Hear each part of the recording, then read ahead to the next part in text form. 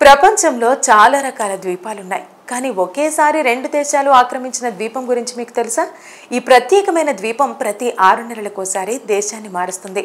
ఈ ద్వీపం పేరు పీజెంట్. దీన్ని ఫాసల్స్ ద్వీపం అని కూడా అంటారు. ఇది ప్రపంచంలోని వింత ద్వీపం. ఇది ఏకకాలంలో 2 దేశాల ఆధీనంలో ఉంటుంది. 2 దేశాలు దీనిని 6 నెలల చొప్పున పాలిస్తూ ఉంటాయి. ఈ ద్వీపం ఫ్రాన్స్, స్పెయిన్ మధ్య ఉంది. ఈ ద్వీపాన్ని ఆక్రమించుకోవాలని ఈ 2 దేశాల మధ్య చాలా గొడవలు జరిగాయి. అది కుదరక చివరకు ఒక ఒప్పందాన్ని చేసుకున్నాయి. అయితే ఈ ఒప్పందం ఈనాటిది కాదు, 350 సంవత్సరాల క్రితం నాటిది. 1659వ సంవత్సరంలో ఈ ద్వీపం అధికార మార్పిడికి సంబంధించి ఫ్రాన్స్, స్పెయిన్ రెండింటి మధ్య శాంతి ఒప్పందం జరిగింది. దీనిని ఫైన్స్ ఒప్పందం అని పిలుస్తారు.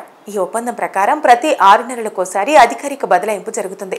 200 మీటర్ల పొడవు, 40 మీటర్ల వెడల్పు ఉన్న ఈ ద్వీపం ఆగస్టు 1 నుండి జనవరి 31 వరకు ఫ్రెంచ్ ఆక్రమణలో ఉంటుంది. ఇక ఫిబ్రవరి 1 నుండి జూలై 31 వరకు స్పెయిన్ అధికారం కిందకు వస్తుంది.